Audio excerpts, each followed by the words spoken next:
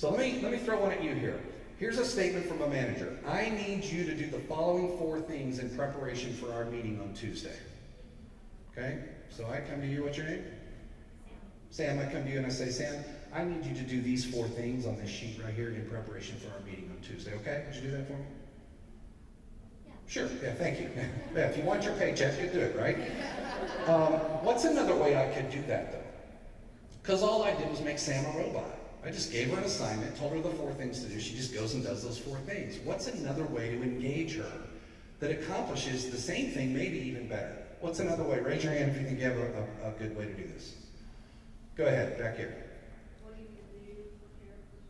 What are you going to do to prepare for Tuesday's meeting? I've not given you a single bullet point. I haven't told you a single thing to do. I've asked you the question, what are you going to do? Great example of that. Or here's another way to ask it. Sam, what things do we need to accomplish in preparation for Tuesday's meeting? These 4 things. Those 4 things, yeah, that you came up with, right? Because I didn't give you those. If I come to her with that, Sam, what do we need to do in preparation for Tuesday's meeting? Without giving her anything. Now, what have I done? What have I done when I flipped that switch? I've empowered Sam. What else have I done? Got Sam involved. What else? Made her think. How does she feel? Valued? I care about what she thinks. Sam, what do we need to achieve? Ownership. Yeah, all those things are achieved by simply flipping a management directive into a coaching question. What if what they come up with is not the way? Oh, great question, great question. I love that question. So, as the manager, this is the art and the nuance of being a manager/coach. You follow it up with another question.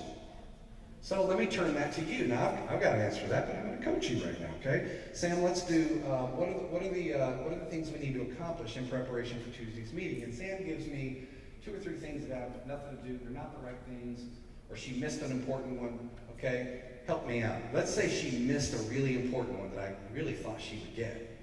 What do I do? Have you thought about, okay? Or what about such and such? Are we comfortable that that's taken care of, right? So I haven't destroyed her, broken her down, haven't said, you idiot, you did the one thing I was asking for, you didn't put on the sheet. So you just ask another question. You keep digging, you keep pulling. And yes, as a manager, you often know the answer, but you want them to come to the answer for that. Let me give you this example. How many tennis players do we have in the room? A few. I used to play a lot. I still love to watch it. I love the game of tennis. If we're coaching tennis, if I'm coaching you on the other side of the net, and we're hitting the ball back and forth, I might say this to you. I might say, what's your name?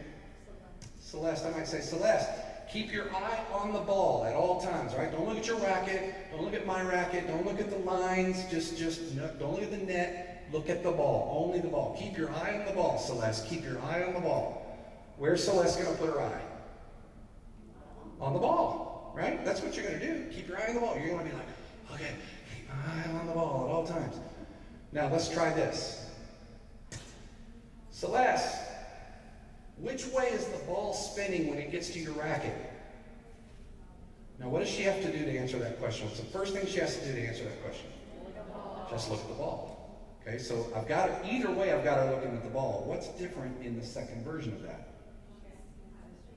I'm asking a question, I'm having her think about it. What else? She's paying attention to it. Now she's choosing to look at it. Now she has a reason to look at it. In order to answer the question, I've got to look at the ball. But I'm also talking about spin. If I put backspin on that ball and it hits her racket and she wasn't ready for that backspin, it's going to pop up in the air. She has to know which way. So I'm giving her why it's important to keep her eye on the ball. Without just saying, keep your eye on the ball, and she's just do what the coach says. Never take your eye off the ball or I'll get in trouble, right? Now it's a coaching situation. That's the difference. Coaching is a mindset. It's just a mindset. It's the ability to constantly take those manager moments and turn them into coaching moments.